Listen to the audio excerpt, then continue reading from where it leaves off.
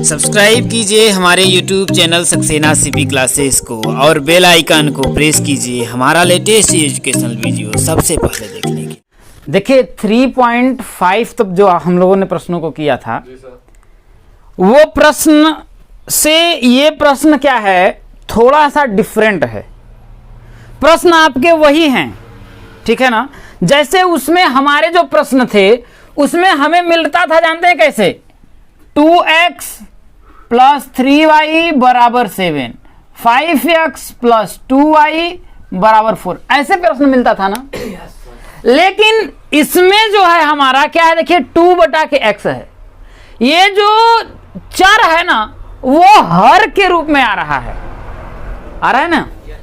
तो इस प्रकार के प्रश्नों को हम कैसे करेंगे, इस बात को हम समझेंगे, क्योंकि ये भी जो प्रश्न है ना परीक्षा की दृष्टि से आपका बहुत ही ज्यादा क्या है, आपका इंपॉर्टेंट है, महत्वपूर्ण है। इस बात को ध्यान रखिएगा।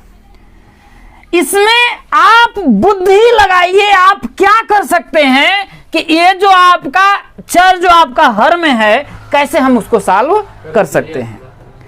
तो एक बात को हमें सोचना पड़ेगा और समझना पड़ेगा। तो इसको हम लोग देखिए क्या कर सकते हैं। अगर देखिए 2 बटा के x है तो क्या मैं इसको ऐसे लिख सकता हूं, देखिए पहले वाले को 2 इंटू 1 बटा के x लिख सकते हैं या नहीं, है या ना। इसके बाद प्लस है, प्लस 3 बटा के y है तो इसको मैं लिख सकता हूं 3 इंटू 1 बटा के y बराबर 13। कोई दिक्कत है? यहां पर उसी तरीके से इसको मैं लिखता हूं, देखिए क्या होगा, देखिए 5 इंटू 1 बटा के x माइनस 4 इंटू 1 बटा के y बराबर कितना है, माइनस का 2 है। यहां तक कोई दिक्कत है? हमको क्या करना है, किसी भी तरह से जब तक चर आपका हर में रहेगा सॉल्व नहीं कर पाएंगे। तो आपको क्या करना है, इस चर को ऊपर ले जाना है, ठीक है ना, किसी भी तरीके से। तो ऐसे तो आपका संभव नहीं है, तो हम क्या करेंगे, मान लेंगे इसके बराबर। क्या करेंगे, मान लेंगे कि माना 1 बटा के x बराबर a। क्या मान लेंगे, माना के 1 बटा के x बराबर a और 1 बटा के y बराबर क्या हो जाएगा, आपका b हो जाएगा। क्या हो जाएगा, 1 बटा के x बराबर a और 1 बटा के y बराबर। कोई दिक्कत है? कोई दिक्कत नहीं है।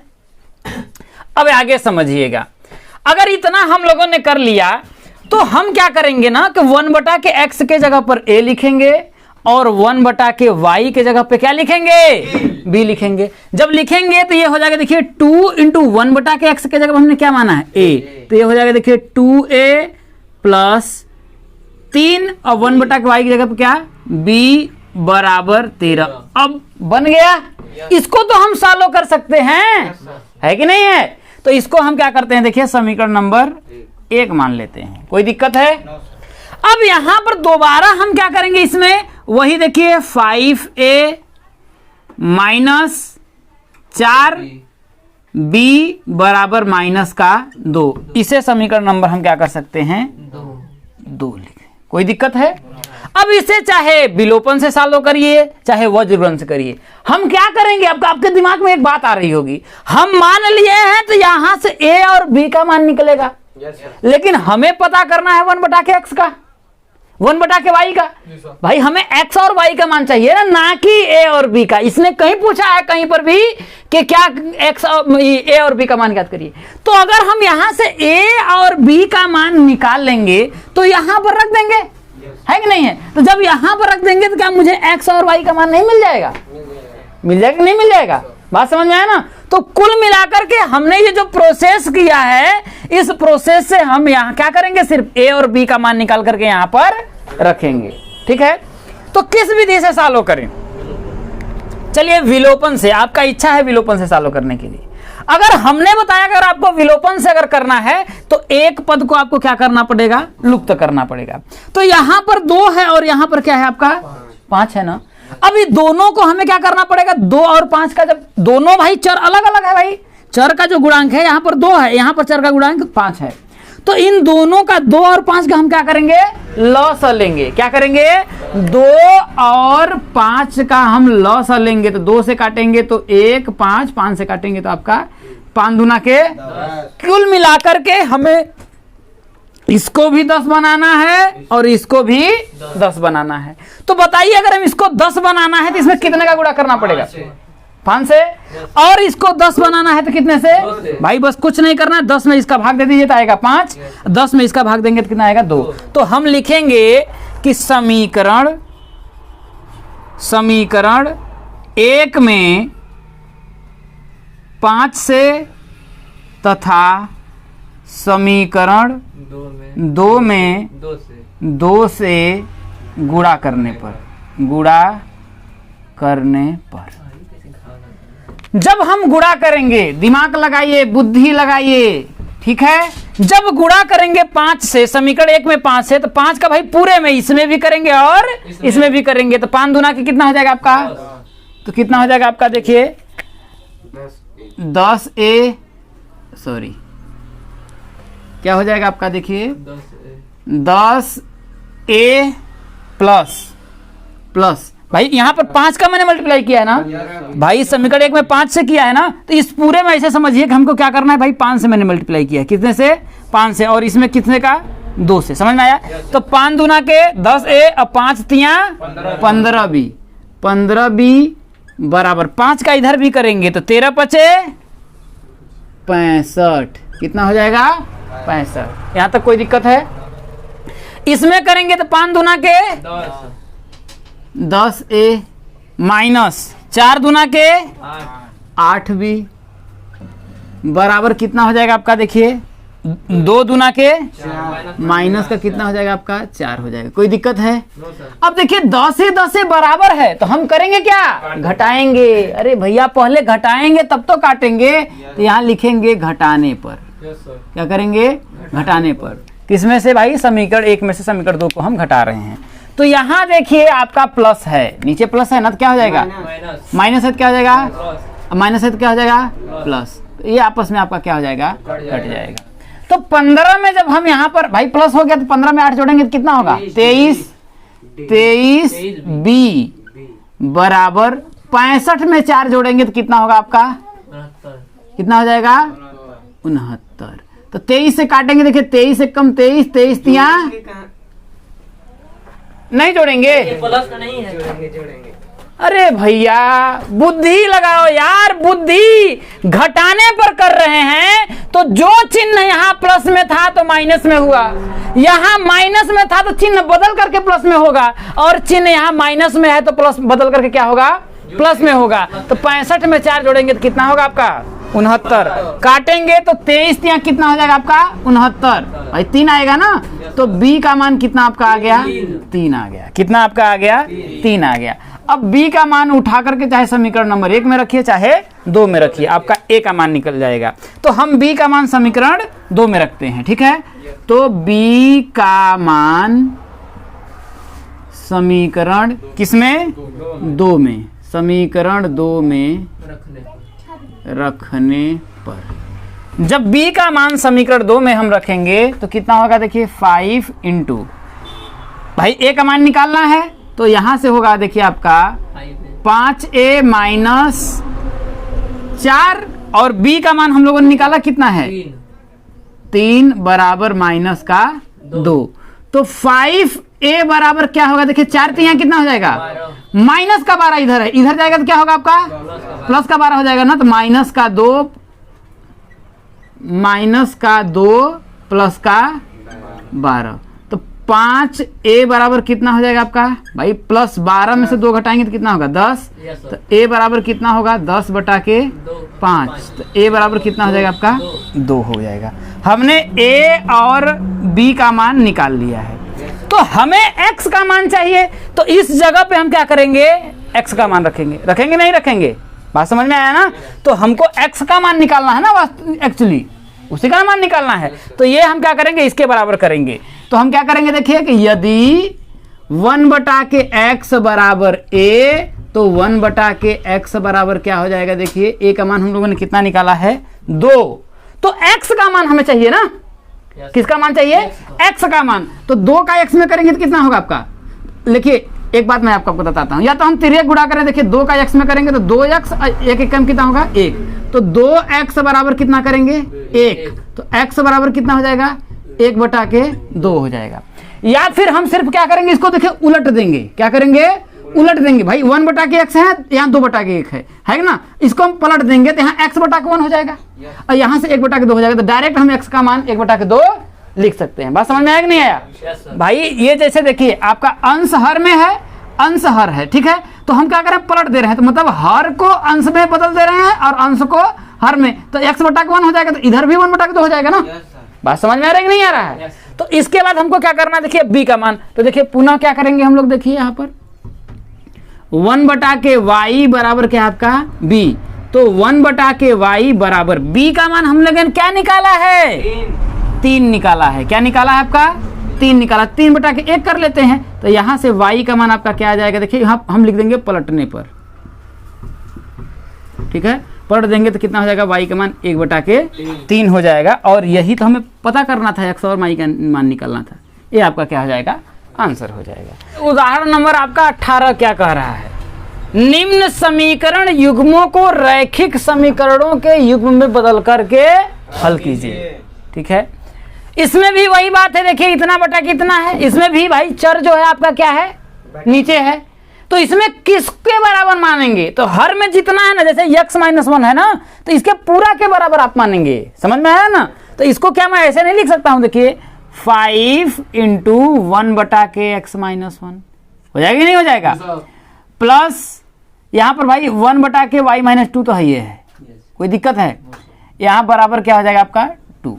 ठीक है, इसके बाद यहां पर कर देंगे, देखिए 6 × 1/x-1 माइनस 3 क्या हो जाएगा आपका, देखिए यहां पर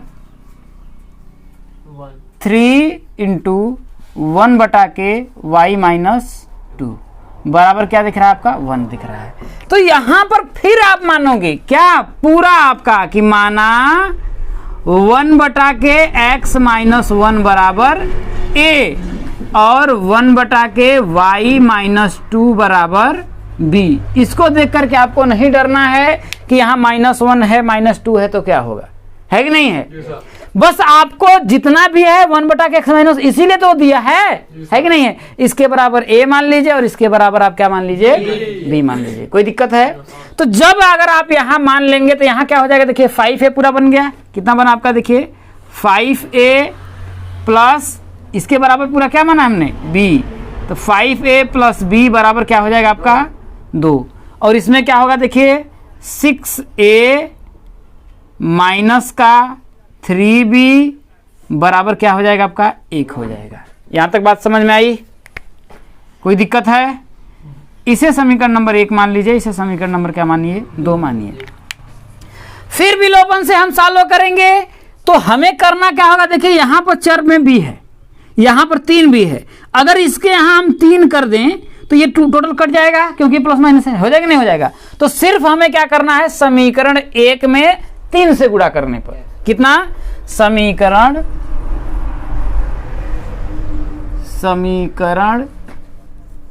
1 में 3 से गुणा करने पर। बात समझ में आ रही है ना? तो सब समीकरण 1 में 3 से गुणा करेंगे भाई, टोटल 3 में करेंगे तो 5 3 कितना हो जाएगा भाई, 3 का इसमें भी करेंगे ना, तो कितना हो जाएगा आपका, देखिए 15a प्लस 3 का इसमें करेंगे तो कितना होगा, देखिए 3b बराबर कितना हो जाएगा आपका, देखिए 2 × 3 कितना हो जाएगा, देखिए 6 हो जाएगा। बात समझ में आया? और यहाँ तो आपका सेम इसको उतारना ही है, देखिए 6a माइनस 3b बराबर 1, कोई दिक्कत है? सिर्फ हमको यहाँ करना क्या है, देखिए जोड़ने पर, इस बार घटाना नहीं है, क्या करने पर, जोड़ने पर, क्योंकि जोड़ेंगे तभी तो ये तो आपस में कटेगा, है कि नहीं है, घटा देंगे तो चिन्ह क्या हो जाएगा आपका, बदल जाएगा, तो ये आपस में क्या हो जाएगा आपका, देखिए कट जाएगा। हाँ बोलिए, समीकरण 2 में 1 से गुणा हुआ है ना, मतलब अरे गुणा 1 से के गुणा करने का मतलब क्या है, मत गुणा करो, क्या कोई जरूरत है भाई, इन दोनों का अगर एलसीएम लेंगे तो 3 आएगा, तो इसमें 3 से गुणा करने पर इसमें 1 का गुणा करने का मतलब क्या है, वही मान आएगा, तो मत गुणा करिए, है कि नहीं। कोई बात समझ में आई कि नहीं है। तो हम क्या करेंगे भाई, जोड़ने पर हम करेंगे, देखिए तो 15 में 6 जोड़ेंगे तो कितना होगा 21। कितना हो जाएगा आपका 21। ए बराबर कितना हो जाएगा, 6 में 1 जोड़ेंगे तो कितना होगा आपका 7। तो यहाँ से ए का मान कितना आएगा, देखिए 7 बटा के 21 काटेंगे, देखिए 7 एकम 7, 7 त्रिका, तो ए का मान कितना आपका आया, देखिए 1 बटा के 3 आया। कितना आपका आया, ए का मान 1 बटा के 3 आया। अब ए का मान जो है उठा करके समीकरण नंबर चाहे 1 में रखिए चाहे 2 में रखिए। तो चलिए हम क्या करते हैं, 1 में रखते हैं, ठीक है। तो ए का मान समीकरण 1 में रखने पर, जब ए का मान समीकरण 1 में रखेंगे तो क्या होगा, देखिए 5 इंटू ए का मान हम लोगों ने कितना निकाला है, देखिए 1 बटा के 3। कितना हो जाएगा फिर देखिए प्लस बी बराबर कितना हो जाएगा आपका, देखिए 2 है। कितना है आपका 2 है। यहाँ तक कोई दिक्कत है। अब देखिए 5 का 1 में गुणा करेंगे तो भाई 5 एकम 5 बटा कितना हो जाएगा आपका 3। तो b का मान निकालेंगे तो होगा देखिए 2। ये 5 बटा के 3 क्या है, प्लस में है। अब क्या भेजेंगे हम, जब इसको इधर भेजेंगे तो क्या होगा, माइनस का 5 बटा के 3। कोई दिक्कत है। तो जब यहाँ करेंगे तो b का मान कितना हो जाएगा, देखिए b का मान, तो भाई आप क्रॉस मल्टीप्लाई करेंगे तो 3 दूना कितना हो जाएगा 6 माइनस 5 बटा कितना हो जाएगा आपका 3। तो b का मान कितना आपका आएगा, देखिए 1 बटा के 3। a का मान भी हमें 1 बटा के 3 मिला और b का मान भी हमें 1 बटा के 3 मिला। अब a और b का मान अलग अलग जगह रख देंगे। तो a का मान यहाँ पर रख देंगे, है कि नहीं है। तो हम लिखेंगे क्या, यदि 1 बटा के x माइनस 1 बराबर क्या है आपका a है, 1 बराबर क्या है आपका a है, तो क्या हो जाएगा, देखिए 1 बटा के x माइनस 1 बराबर क्या हो जाएगा, देखिए 1 बटा के 3 हो जाएगा, क्योंकि a का मान हम लोगों ने यहाँ पर रखा है, ठीक है ना। अगर आपको दिक्कत हो रही तो इसको भी समीकरण नंबर, इसको 1 मान लीजिए, इसको 2 मान लीजिए, यहाँ 3 मान लीजिए, यहाँ 4 मान लीजिए, ठीक है। तो यहाँ पर लिख देंगे a का मान समीकरण 1 में रखने पर, है कि नहीं है। तो ऐसे भी आप कर सकते हैं, ठीक है। तो हम क्या करेंगे, फिर क्रॉस मल्टीप्लाई कर लेंगे, है कि नहीं है। तो इसमें करेंगे x माइनस 1 का 1 में गुणा करेंगे तो कितना आएगा आपका x माइनस 1 बराबर 3 का 1 में करेंगे तो कितना होगा आपका 3। तो x बराबर क्या होगा, देखिए 3 और ये माइनस 1 इधर जाएगा तो कितना हो गया +1। तो x का मान क्या आपका आ गया, आया ना, कोई दिक्कत है। अब वही भाई b का मान क्या रख देंगे, यहाँ पर रख देंगे, है कि नहीं है।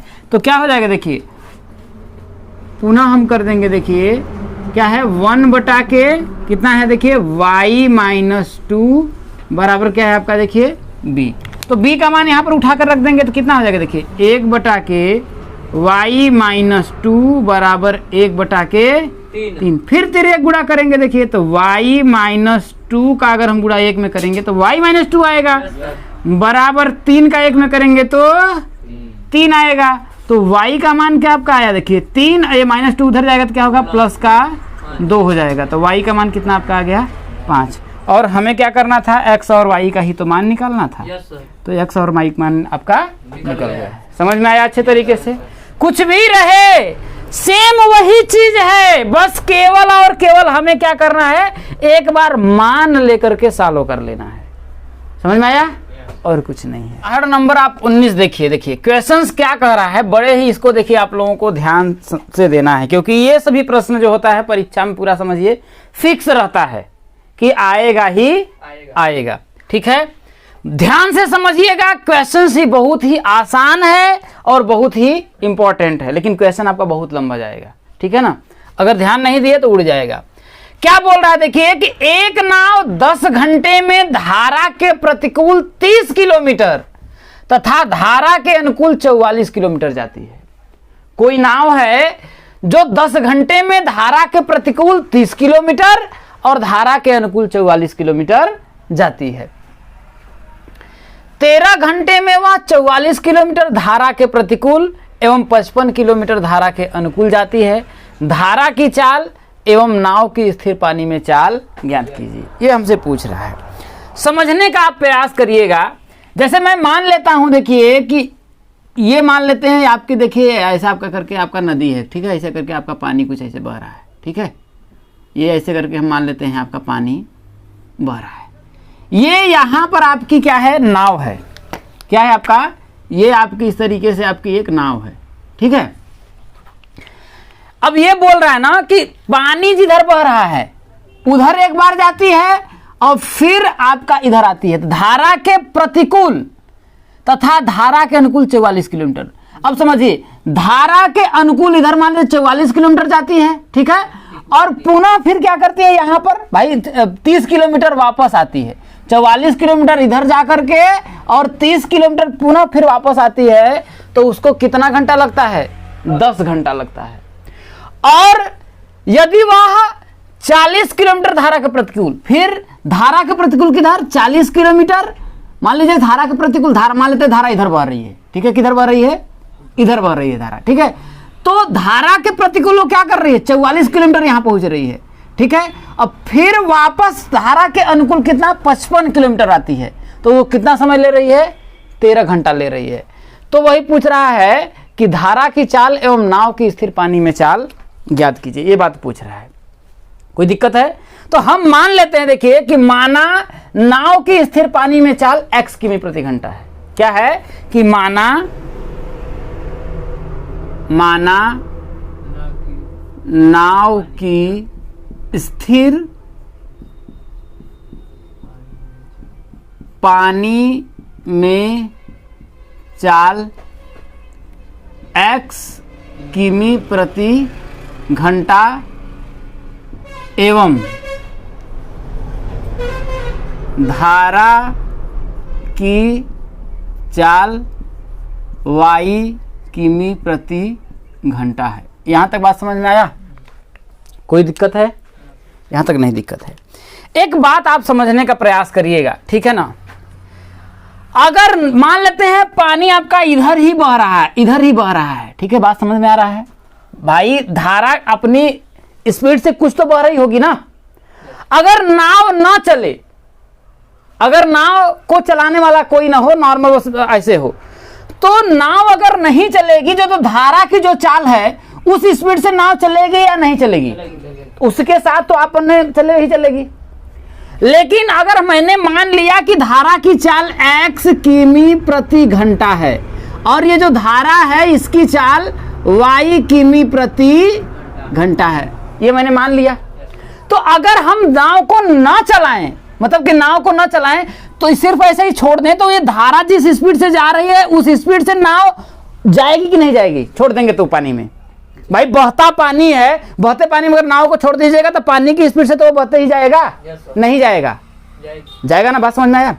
लेकिन अगर नाव अपनी स्पीड से चलेगी, समझ रहे हैं ना, तो इसकी चाल और इसकी चाल दोनों आपस में जुड़ जाएगी, नहीं जुड़ जाएगी? जुड़ जाएगी। बात समझ में आया? नहीं भाई, मैं तो ऐसे नॉर्मल हो तो चल ही रही है अपना, अब पानी अपने हिसाब से वो क्या कर रहा है, चल ही रहा है, पानी है अपने हिसाब से भाई चल ही रहा है, तो उसमें जो नाव है वो तो भी पानी की उस स्पीड से चलेगी ही चलेगी। लेकिन यदि हम क्या करें, नाव को अगर चलाना स्टार्ट कर देंगे तो नाव का स्पीड और धारा अपनी स्पीड तो ढकेल ही रही है, तो दोनों की स्पीड बढ़ गई ना, तो है कि नहीं? तो मान लेते हैं इधर जा रही है, भाई कहने का मतलब यह है कि पानी भी आपका क्या है, इधर की तरफ बह रहा है, इधर की तरफ पानी भी बह रहा है और नाव भी इधर की तरफ ही चल रही है। बात समझ में आया ना? तो अगर पानी भी इधर की तरफ बह रहा है और नाव भी इधर की तरफ जा रही है, तो पानी की जो चाल है और ये जो है किसकी, नाव की चाल है, अगर दोनों एक ही दिशा में जाएंगे तो स्पीड क्या होगी, ये और ये स्पीड सेम हो जाएगी। हो जाएगी नहीं हो जाएगी? कोई दिक्कत है? तो हम बोलेंगे कि धारा के अनुकूल चाल क्या होगा, धारा के अनुकूल चाल, धारा के अनुकूल दोनों की चाल, मतलब कि धारा के अनुकूल क्या है, मतलब पानी के साथ साथ भाई इधर ही पानी भी जा रहा है और इधर ही नाव भी जा रही है, तो चाल क्या होगी भाई, ये x है और ये y है, तो दोनों क्या हो जाएगा, x प्लस y हो जाएगा, नहीं हो जाएगा? भाई अगर मान लेते हैं ये न चले, सिर्फ यही चले, तब तो y की स्पीड से तो नाव जाएगी ही जाएगी ना, कि नहीं जाएगी? लेकिन अगर ये अपने स्पीड अगर ले रहा है तो वो स्पीड इसमें जुड़ जाएगी, है कि नहीं है? तो वो स्पीड जुड़ जाएगी तो x प्लस क्या हो जाएगा y। बात समझ में आया कि नहीं है? तो हम लिख देते हैं, देखिए धारा के अनुकूल चाल, धारा के अनुकूल चाल क्या हो जाएगा x प्लस वाई किमी प्रति घंटा। कोई दिक्कत है? अब एक बात बताइए, समझिए, ये नाव यहां से मान लेते हैं भाई यहां पर आ गई, ठीक है। अब नाव यहां से फिर क्या हो रही है, देखिए इधर जा रही है, ठीक है। अब यहां पर प्रॉब्लम क्या है आपका, देखिए कि पानी तो आपका इधर की तरफ बह रहा है, ठीक है ना, पानी तो आपका इधर की तरफ बह रहा है, लेकिन नाव क्या हो रही है आपका इधर की तरफ जा रही है। जा रही कि नहीं जा रही? बात समझ में आ गई नहीं है? पानी क्या कर रहा है, इधर की तरफ बह रहा है, और नाव क्या कर रही है, इधर की तरफ आ रही है। तो पानी की जो स्पीड होगी, जरा बताइए, अगर मान लेते नाव ना चले, ठीक है ना, तो अगर नाव आने को इधर अगर चाहती तो आ सकती है, वो तो अपने स्पीड से ढकेलेगा ही नहीं, ढकेलेगा उसको कि नहीं ढकेलेगा? ढकेलेगा। बात समझ में आ गई? तो नाव को अगर कुछ स्पीड से चलेगी, ठीक है, मान लेते हैं एक्स स्पीड से इधर आ रही है, ठीक है, और ये पानी वाई स्पीड से इधर जा रहा है, जा रहा है नहीं जा रहा? तो ये जरा बताइए एक बात को कि एक्स की स्पीड जितना है, अगर 10 की स्पीड है और ये 2 स्पीड से ऐसे चल रहा है, तो 2 स्पीड उसका कम कर देगा कि नहीं कर देगा? टोटल स्पीड कितना होगा, 10 और माइनस का 2 कितना हो जाएगा, 8 किमी प्रति घंटा। तो ये वाई की स्पीड से इधर जा रही है धारा, और नाव एक्स की स्पीड से इधर जा रही है, तो ये जो वाई स्पीड क्या हो जाएगी, कम हो जाएगी, वो कम कर देगी ना। जैसे साइकिल जो होता है, जिम वगैरह में आप देखे होंगे, जो चलने वाला लोग जो दौड़ते हैं लोग, है कि नहीं, दौड़ते रहते हैं, जितना स्पीड लगाएंगे उतना ही स्पीड दौड़ेंगे, क्योंकि वो वहीं पर खड़े रहते हैं, क्यों, उसी स्पीड से चलता है। या फिर आप रेलवे स्टेशन पे देखते होंगे, जो सीढ़ी आपकी चढ़ती है ना, वो स्पीड से अगर जितना स्पीड से चलती है, अगर उस स्पीड से आप एक जगह खड़े हैं तो सब तो चल ही रहे हैं, चल रहे हैं कि नहीं चल रहे हैं। लेकिन समझिएगा, लेकिन अगर आप अपनी स्पीड से भी चलना अगर आप स्टार्ट कर दें तो ठीक है, वो स्पीड से चल ही रहे हैं, अब आपके अपनी भी स्पीड आपने लगा दिया तो जल्दी पहुंचेंगे ना। बात समझ में नहीं आया? तो उसी तरीके से अगर धारा इधर जा रही है, अगर नाव इधर आ रही है, तो ये जितना स्पीड से चल रही है, इसका मतलब है कि नाव की जो स्पीड है इससे ज्यादा होगी, तभी तो इधर आ पाएगी। नहीं तो अगर ये 2 इधर से चल रही है, 2 इधर से चल रही, तो वहीं पर खड़ा रहेगा अपने आदमी। बात समझ में आ रहा है ना? कोई दिक्कत है? तो ये हो जाएगा, देखिए धारा के अनुकूल तो एक्स प्लस वाई हो जाएगा, लेकिन धारा के प्रतिकूल जब नाव इधर आएगी तो चाल क्या हो जाएगा, देखिए एक्स और ये वाई ढकेलेगा, ढकेलेगा कि नहीं घटेगा? तो धारा के प्रतिकूल चाल क्या हो जाएगा, देखिए धारा के प्रतिकूल चाल, धारा के प्रतिकूल चाल क्या हो जाएगा, देखिए एक्स माइनस वाई किमी प्रति घंटा। ये बात समझ में आया कि नहीं आया? कोई दिक्कत है? समझ में आई बात ना? तो हम क्या करते हैं, देखिए प्रश्नानुसार, प्रश्नानुसार अब मान लेते हैं, देखिए नाव क्या बोल रहा है, देखिए कि 30 किलोमीटर धारा के अनुकूल और 44 किलोमीटर, सॉरी, धारा के प्रतिकूल 30 किलोमीटर जा रही है और धारा के अनुकूल 44 किलोमीटर जा रही है ना। तो मान लेते हैं कि ऐसे समझिए, आप इस बात को ऐसे समझने का प्रयास करिएगा कि धारा के अनुकूल मान लेते हैं भाई, धारा के अनुकूल 44 किलोमीटर जा रही है ना, यहाँ पर आप उसने 44 किलोमीटर गई, ठीक है ना, तो स्पीड समय कितना लगा हमको मालूम नहीं है ना, कि मालूम है? मालूम नहीं है ना? तो हम मान लेते हैं कि भाई धारा के अनुकूल जो दूरी कितना है आपका, 44 है ना, है ना, और हमको पता नहीं है कि यहां से यहां जाने में कितना समय लगा है, लेकिन इतना पता है कि यहां से 44 किलोमीटर इधर जा रही है और फिर 30 किलोमीटर इधर आ रही है, तो टोटल कितना समय लग रहा है, 10 घंटे लग रहे हैं, लग रहा है ना। तो हमारा जानता है समय बराबर क्या होता है, दूरी बटा के चाल। तो धारा के अनुकूल कितना किलोमीटर है, 44 किलोमीटर धारा के, क्योंकि हम जानते हैं देखिए ना कि समय बराबर दूरी बटा के क्या होता है आपका, चाल होता है, ठीक है ना। अब एक बात को आप समझने का प्रयास करिएगा, ठीक है ना, कि समय बराबर दूरी बटा के चाल होता है, ठीक है ना। तो वो क्या ये कर रहा है, देखिए कि धारा के अनुकूल कितना किलोमीटर जा रहा है, 44 किलोमीटर ना, तो समय बराबर दूरी बटा के चाल होता है ना। तो समय बराबर दूरी बटा के चाल, 44 किलोमीटर, चाल क्या है, देखिए धारा के अनुकूल जा रहा है, तो उसकी चाल क्या है, देखिए एक्स प्लस वाई है ना। तो दूरी बटा के समय, चाल कितना हो जाएगा आपका, चाल एक्स प्लस वाई। यहां तक कोई दिक्कत है? प्लस प्लस, अब जो आपका इधर जा रही है यहां पहुंच रही है, फिर ये आपका इधर वापस आ रही है, तो धारा के प्रतिकूल जो चाल है कितना आपका, एक्स, अरे भैया एक्स माइनस वाई है, बुद्धि लगाइए, चाल मैं पूछ रहा हूं। तो समय बराबर क्या होगा, दूरी कितना तय कर रहा है 30, अचाल कितना है आपका x माइनस का y, और इन दोनों को मिलाकर को कितना समय लग रही है 10 घंटा। बात समझ में आया कि नहीं? अगर आपको नहीं समझ में आया है तो आप इस बात को ऐसे समझिए कि यहाँ से यहाँ जाने पर मान लेते हैं वो t1 समय लेता है, ठीक है ना। तो चाल बराबर क्या होता है, समय बराबर क्या होता है, दूरी बटा के चाल। तो मान लेते हैं यहाँ से यहाँ कितना किलोमीटर उसने गया 44 किलोमीटर में t1 समय लेता है। तो t1 समय, तो समय बराबर क्या होता है, दूरी बटा के चाल। दूरी कितना 44 और बटा के चाल कितना आपका x प्लस वाई हो गया। भाई मान लेते हैं हम इसने यहाँ से यहाँ आने में t1 समय लिया है, तो समय बराबर दूरी बटा के चाल 44 बटा के x प्लस वाई, है कि नहीं है। अब फिर यहाँ से यहाँ आने मान लेते हैं t2 समय लिया है, कितना समय लिया है t2 समय लिया है। तो फिर समय बराबर क्या हो, दूरी बटा के चाल। कितना समय है, दूरी कितना है भैया, यहाँ से यहाँ पर आने वापस आने में भाई बोल रहा है ना धारा के प्रतिकूल 30 किलोमीटर ले रहा है। तो 30 किलोमीटर चाल कितना था आपका x माइनस वाई, और दोनों को अगर हम जोड़ देंगे तो t1 प्लस t2 इधर आपका 44 बटा के x प्लस वाई और प्लस 30 बटा के x माइनस वाई। तो ये टोटल मिलाकर के समैया तो 10 ही ना ले रहा है, तो क्या मैं इसको डायरेक्ट नहीं लिख सकता हूँ? कोई दिक्कत है? सिर्फ मैंने आपको बचाने के लिए मैंने आपका काम किया है कि नहीं है? समझ में आया ना? तो इसको मैं मिटा दूं, कोई दिक्कत है? उसी तरीके से उसी तरह से हम सेकेंड भी तो लिख सकते हैं। देखिए द्वितीय शर्त दिख रहा है ना,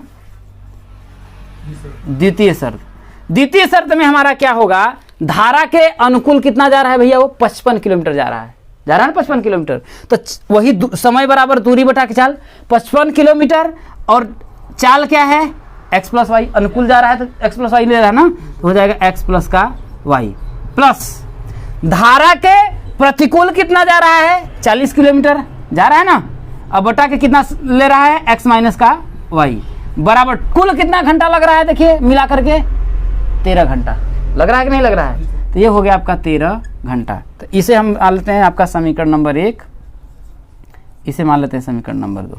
यहाँ तक बात समझ में आया है कि नहीं आया, कोई दिक्कत है? अब हम क्या करते हैं, देखिए कि यहाँ पर मान लेते हैं, क्या करते हैं हम, हमारा ये काम खत्म हो गया, इसको मैं आपका क्या करता हूँ मिटा देता हूँ, ठीक है। अब हम क्या करते हैं, देखिए कि मान लेते हैं यहाँ पर कि माना x प्लस वाई बराबर a और x माइनस वाई बराबर b, ठीक है। तो माना 1 बटा के x प्लस 1 बटा के x प्लस वाई बराबर a और 1 बटा के x माइनस वाई बराबर b, कोई दिक्कत है? तो यहाँ पर अगर करेंगे हम लोग तो 44 से हो जाएगा कि नहीं हो जाएगा? तो यहाँ से हो जाएगा आपका, देखिए 44a प्लस 30b बराबर कितना हो जाएगा आपका 10 हो जाएगा। यहाँ पर क्या हो जाएगा आपका, देखिए 55a प्लस 40b बराबर कितना हो जाएगा आपका 13 हो जाएगा। यहाँ तक कोई दिक्कत हो तो बता सकते हैं, कोई दिक्कत नहीं है ना? कोई दिक्कत है? जब यहाँ आपको कोई दिक्कत नहीं है तो एक बार और समझने का प्रयास करिएगा, ठीक है। हम इसको क्या करते हैं ना, देखिए इन दोनों को वज्र गुणन विधि से सॉल्व कर लेते हैं, है कि नहीं है? वज्र गुणन विधि से हल करके a और b का मान निकाल लेते हैं। कोई दिक्कत है? कोई दिक्कत नहीं है ना?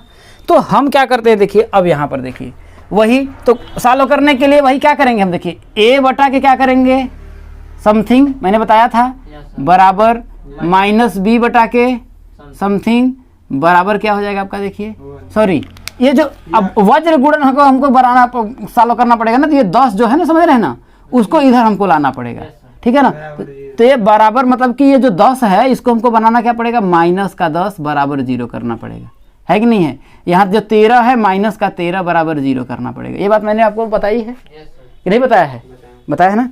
तो क्या हो जाएगा यहाँ देखिए 1 बटा के मतलब कि अचर पद 1 बटा के क्या हो जाएगा आपका समथिंग। यहाँ तक बात समझ में आया? ए का मान ज्ञात करने के लिए हम ए वाला टर्म क्या करेंगे, छुपा लेंगे तो बचा क्या, देखिए यहाँ 30, भाई यहाँ पर इसका और इसमें गुणा करेंगे तो 30 का माइनस 13 में गुणा करेंगे तो क्या हो जाएगा, देखिए आपका, देखिए 30 माइनस 13 फिर क्या हो जाएगा, देखिए माइनस, बात समझ में आ रहा ना। तो फिर यहाँ पे देखिए 40 का माइनस 10, यहाँ हो जाएगा देखिए 40 और माइनस का 10। कोई दिक्कत है? माइनस बी का मान मैंने छुपा लिया, बचा क्या, देखिए आपका 44 का किस में, माइनस के 13 में, तो 44 का हो जाएगा आपका देखिए माइनस का 13 में, फिर माइनस, ठीक है। इधर जब आप छुपाएंगे देखिए भाई भी 55 का क्या होगा माइनस का 10 में, 55 का माइनस का 10 में। यहाँ तक कोई दिक्कत है या कोई दिक्कत नहीं है। अब अचर का है, तो अचर को हम छुपा लेंगे, तो 44 का किस में हो जाएगा 40 में, तो 44 का गुणा आपका किस में हो जाएगा 40 में, माइनस का फिर ये जो छुपा है तो कितना 55 का 33, 55 का 30 में। ए का मान निकालना है तो एक बार हम इसको इसके बराबर कर देंगे, तो ए का मान हमारा निकल जाएगा। तो ए का मान निकालने के लिए ए बटा के देखिए 30 का 13 करेंगे, 13 39, 390 हो जाएगा माइनस में, क्योंकि माइनस है, ठीक है। अब माइनस और माइनस क्या हो जाएगा आपका प्लस, 40 दहा में 400 बराबर 1 बटा के, भाई इसको बराबर एक बार मैं क्या कर रहा हूँ, इसको इसके बराबर कर रहा हूँ पहला बार, ठीक है, बस समझ में आया ना। तो जब इसके बराबर करेंगे तो 1 बटा के देखिए 44 का 4 में करेंगे तो 4 चौके 16 के 6, 4 चौके 16 1 17, 1760 माइनस का 5 तिया 15 के 5, अब 5 तिया 15 1 16, 1600 कितना हो जाएगा आपका 50, ठीक है, बस समझ में आया ना। तो यहाँ से देखिए यहाँ पर आपका देखिए यहाँ 400 हो जाएगा ना, 40 दहा में 400, ठीक है। तो 400 में से अगर मैं 390 को घटाऊंगा तो कितना आएगा आपका 10, तो यहाँ हो जाएगा देखिए ए बटा के 10 बराबर 1 बटा के 1760 में से अगर मैं 1650 को घटाऊंगा तो कितना आएगा देखिए 110 आ जाएगा, कितना आ जाएगा 110 प्लस में आएगा 1700 के 60 में से, क्योंकि देखिए 6 में से 5 गया 1, 7 में से 6 गया 110 आया। कोई दिक्कत है? एक शून्य से आपका ये देखिए एक शून्य आपका कट जाएगा, है कि नहीं है? कोई दिक्कत है? यहाँ से आपका ए का मान क्या मिला आपको 1 बटा के आपका क्या मिल गया 11 मिल गया। कोई दिक्कत है? यहाँ से मुझे ए का मान क्या मिला 1 बटा के 11। वैसे ही मैं क्या करता हूँ देखिए बी का मान निकाल लेता हूँ। तो यहाँ से बी का मान निकालने के लिए मुझे क्या करना पड़ेगा, एक बार इसके बराबर मैंने किया, अब मैं क्या करूँगा इसको इसके बराबर कर दे रहा हूँ। कोई दिक्कत है? तो क्या हो जाएगा आपका देखिए माइनस का बी बटा के कितना हो जाएगा देखिए 13 चौके 52 और 13 चौके 52, अब 52 5 कितना हो जाएगा आपका 57 कर लीजिएगा, ठीक है, कैलकुलेशन कहीं गलत ना हो ना। माइनस का 572 होगा ना, देखिए 13 चौके 52 के 2 हासिल 5, 13 चौके 52 और 5 कितना हो जाएगा 57, माइनस देखिए माइनस और माइनस क्या हो जाएगा प्लस हो जाएगा ना। अब 55 दहा में 550 बराबर क्या हो जाएगा देखिए, इसको हम सॉल्व करेंगे तो 1 बटा के 110 ही आएगा, यही आएगा। तो क्या हो जाएगा देखिए आपका 1 बटा के 110 में लिख लेता हूँ बराबर यहाँ माइनस बी बटा के 572 में अगर हमें 550 से घटाऊंगा तो कितना आपका आएगा देखिए 22, कितना आ जाएगा आपका श्योर है आपका 2, यहाँ पर 2 हो जाएगा, 7 में से 5 गया 2, हाँ माइनस का कितना हो जाएगा 22 बराबर कितना हो जाएगा आपका देखिए 1 बटा के 110, ठीक है। तो ये देखिए आपका इससे आपका ये कट गया ना। तो आप जानते हैं कि 22 पचे कितना होता है 110 होता है। यहाँ से आपका क्या मिला आपका b का जो मान आया 1 बटा के 5 दिख रहा है ना, देख लीजिएगा, ठीक है। 1 बटा के कितना हो गया आपका 5 आ गया। कोई दिक्कत है?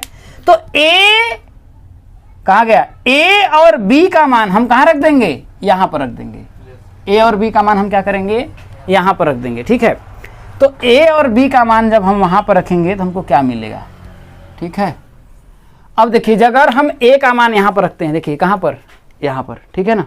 तो a का मान अगर हम रखेंगे तो हमको मिलेगा देखिए 1 बटा के x प्लस वाई बराबर 1 बटा के a का मान कितना है 1 बटा के 11 है ना, है कि नहीं है?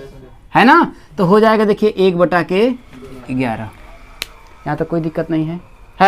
तो जब हम फिर क्रॉस मल्टीप्लाई करेंगे है ना, तो हमको यहाँ से क्या मिलेगा आपका देखिए जब क्रॉस मल्टीप्लाई करेंगे तो x प्लस वाई बराबर 11 मिलेगा। इसे समीकरण नंबर हम क्या मान लेते हैं 2 माने थे ना, इसे समीकरण नंबर हम क्या मान लेते हैं 3 मान लेते हैं। कोई दिक्कत है? यहाँ तक तो कोई दिक्कत नहीं है। अब हम क्या करेंगे b का मान जब यहाँ पर रखेंगे, ठीक है, जब b का मान वहाँ पर रखेंगे तो क्या होगा आपका देखिए समझिए, तो 1/के x माइनस वाई बराबर b का मान हम लोगों ने निकाला है, तो कितना आया है मेरा 1/के 5 आया है। कितना आया है 1/के 5। फिर वही क्रॉस मल्टीप्लाई करेंगे तो यहाँ से हमको x माइनस वाई का मान कितना मिल जाएगा, 5 एक कम 5। इसे समीकरण नंबर हम क्या करते हैं 4 कर लेते हैं। अब यहाँ से हमको x और y का मान मिलेगा, क्योंकि हमने माना है कि नाव की जो पानी में चाल है x किमी प्रति घंटा है और धारा की जो चाल है y किमी प्रति घंटा है। बात समझ में आया, कोई दिक्कत है? अब यहाँ पर देखिए तो मैं क्या करता हूँ, देखिए विलोपन से ही सॉल्व कर लेते हैं क्योंकि ये आपस में कट जाएगा। ठीक है, तो हम लिख देंगे, देखिए समीकरण 1 प्लस समीकरण 3 प्लस समीकरण 4 से समझ लीजिए। ठीक है, समीकरण 3 और 4 को जोड़ने पर तो क्या हो जाएगा आपका, देखिए यहाँ पर x प्लस वाई बराबर 11, x माइनस वाई बराबर 5। ये आपस में कट जाएगा, नहीं कट जाएगा? तो x में x जोड़ेंगे तो कितना होगा आपका, देखिए 2x बराबर 11 में 5 जोड़ेंगे तो कितना होगा आपका 16। तो यहाँ से आपका x का जो मान आएगा कितना आएगा भाई, 2 से अगर काट ही देंगे यहाँ पर तो क्या होगा 8 आ जाएगा ना, तो 8 आएगा। कितना आ जाएगा 8। और क्या है आपका, देखिए किमी प्रति घंटा कितना है 8 किमी प्रति घंटा। अब हमको y का मान निकालना है, तो x का मान उठा करके चाहे समीकरण 4 में रखिए चाहे समीकरण 3 में रखिए, तो समीकरण 3 में रख देते हैं। तो x का हो गया। मान समीकरण 3 में रखने पर, जब समीकरण 3 में रखेंगे तो देखिए x का मान कितना है, देखिए 8 प्लस y बराबर कितना है 11, तो y बराबर कितना हो जाएगा 11 माइनस का 8, y बराबर कितना होगा, अरे 3 आ जाएगा, 3 किमी प्रति घंटा। तो देखिए नाव की जो चाल थी 8 किमी प्रति घंटा थी और धारा की जो चाल थी आपका कितना था, 3 किमी प्रति घंटा था। अगर मुझे प्रूफ करना हो कि मेरा जो स्टेटमेंट है वो सही है कि नहीं है, तो मैंने माना कि धारा के अनुकूल, मैंने माना था ना, मैं यहाँ पर फिर से आपको थोड़ा सा करके दिखा देता हूँ यहाँ पर। ठीक है, ऐसे ठीक है, यहाँ से मैं मान लेता हूँ ये नाव है। ठीक है, धारा के अनुकूल जा रही है, नाव की स्पीड मैंने माना है कितना आपका 8 है, समझिएगा 8 किलोमीटर प्रति घंटा है, और ये धारा है तो धारा की स्पीड कितना है 3 किलोमीटर प्रति घंटा हो गई। ये इसकी स्पीड जो है आपका 8 किमी प्रति घंटा हुई और इसकी स्पीड कितनी हुई 3 किमी प्रति घंटा हुई। ठीक है, समझिए ये भी इधर की ही जा रहा है और पानी भी इधर ही जा रहा है, दोनों एक ही दिशा में जा रहे हैं, तो स्पीड क्या होगी, दोनों का आपस में जुड़ जाएगी नहीं जुड़ जाएगी। अब मान लेते अगर ये नहीं चलती नाव, ऐसे रहती तो 3 किलोमीटर प्रति घंटा की स्पीड से जाती ना, पानी ऐसे बहाया चला जाता है। आदमी कोई रहता है पानी में, नहर में जैसे होता है ना, लोग नहाते हैं तो नहीं रहते हैं तो डूब कैसे जाते हैं, डूब पता चला कि लंदन में हैं आ गए हैं यहाँ पर, कैसे, वो धारा की स्पीड से ही तो आए हैं ना, आखिर उसकी स्पीड से तो आए ही होंगे ना, तो वो स्पीड है, तो दोनों जुड़ गया तो कितना होगा 8 3 11 हुआ ना। अब समझिएगा, अब पहला स्टेटमेंट मोला बोल रहा है कि धारा के अनुकूल कितना किलोमीटर जा रही है, 44 किलोमीटर जा रही है ना, और धारा के अनुकूल 44 किलोमीटर जा रही है, तो धारा के अनुकूल ही तो दोनों ले जाए हैं, तो 8 3 कितना हो जाएगा 11, तो 44 किलोमीटर जाने में कई घंटा लेगी, अगर 11 की स्पीड से जा रही है तो 11 भाई, 1 घंटे में अगर वो 11 किलोमीटर जा रही है तो 2 घंटे में 22 किलोमीटर, 3 घंटे में 33 किलोमीटर, 4 घंटे में, कुल मिलाकर के कहने का मतलब कि वो यहाँ से यहाँ 44 किलोमीटर जाने में कितना समय ली, 4 घंटा। बात समझ में आया? अब धारा के जब प्रतिकूल आ रही है इधर, अब ये यहाँ नाव है, यहाँ से पानी बह रहा है इधर और नाव आ रही है इधर, तो जरा समझिएगा पानी जो बह रहा है 3 की स्पीड से और ये चल रहा है 8 की स्पीड से, ठीक है ना, जब इधर आएगा तो 3 कम हो जाएगा कि नहीं हो जाएगा, ढकेलेगा 3 ना, पकड़ करके खींच रहा है, लेकिन इसकी जो स्पीड है 8 ज्यादा है, इसलिए कुछ स्पीड से आएगा तो स्पीड कितनी हो जाएगी, 5 हो जाएगी, हाँ या ना। अरे 3 किलोमीटर इसकी स्पीड है, जब ये इधर आना इस पर हो जाएगा, इधर आना शुरू कर देगा तो ये 3 किलोमीटर की स्पीड से इधर ढकेल ही रहा है ना, कि ये इधर आने लगेगा तो पानी भी इधर घूम जाएगा, ऐसा तो है नहीं ना, तो 3 की स्पीड कम हो जाएगी, तो 8 पहले थी, अब 3 कम हो जाएगी तो कितने हो जाएगी, 5 हो जाएगी ना, और आ कितना रहा है, केवल 30 किलोमीटर आ रहा है ना, तो 1 घंटे में वो केवल कितने किलोमीटर तय करेगी, 5 किलोमीटर, तो 30 किलोमीटर तय कर 2 घंटे में, 6 घंटा में ना, कितने घंटे में? 6 घंटा में। तो पहले 4 घंटा ले रही थी, अब 6 घंटा ले रही थी। 6 4 दोनों मिला जोड़ेंगे कितना होगा? तो यहाँ तो बोल तो रहा है 10 घंटे में धारा के प्रतिकूल 30 किलोमीटर और धारा के अनुकूल 44 किलोमीटर जाती है। प्रूफ हो रहा है ना? हमने जो निकाला है वो सही है ना? ये हम प्रूफ कर रहे हैं आपका। दूसरा बात बोल रहा है कि 55 किलोमीटर फिर किसी स्पीड से जाती होगी, लेकिन मुझे पता, मैंने निकाल लिया है कि चाल नाव की 8 है और इसका ये है। तो 55 किलोमीटर जा रही है, तो इधर फिर अनुकूल जा रही है ना 55 किलोमीटर। तो पहले 8 थी तो 3 फिर जुड़ जाएगा, तो 8 3 कितना हो जाएगा? 11। तो 55 किलोमीटर जाने में कितना समय लेगा? 5 ना? अरे जोड़ देंगे तो 11 पचे। यहाँ देखिए खुद ही इससे हम आपका प्रूफ करवा देते हैं। कितना होगा? 11 पचे 5 घंटा इधर ली। अब देखिए 40 है, तो जब ये वापस आना रिटर्न हो रही है, ये इधर जा रहा है और भाई पानी इधर बह रहा है और नाव इधर आ रही है, तो ये 3 किलोमीटर कम हो जाएगा नहीं हो जाएगा? तो स्पीड कितना हो जाएगी? 5 हो गया ना? तो 40 5 8 तो 8 घंटा यहाँ लिया ना? आया ना? 8 5 कितना हुआ? 13 आ रहा है ना? इसका मतलब मैंने जो सॉल्व किया वो क्या है? सही है। सिर्फ और सिर्फ आपको दिमाग केवल और केवल बुद्धि जो इस्तेमाल करनी है, पूरा सिर्फ यहाँ और यहाँ करना है, सिर्फ और यहाँ पर यहाँ कि क्योंकि अगर धारा के अनुकूल जाएगा तो हम जान जाएंगे कि भाई पानी भी उधर बह रहा है और हम भी उधर तैर रहे हैं, तो हमारी स्पीड ज्यादा हो जाएगी। पानी के की जो स्पीड रहेगी और मेरी स्पीड दोनों क्या हो जाएगी? जुड़ जाएगी। बस यहाँ पर तो जुड़ेगी तो x + y हो जाएगा। तो हमने लिख दिया धारा के अनुकूल जो चाल है x + y किमी प्रति घंटा है।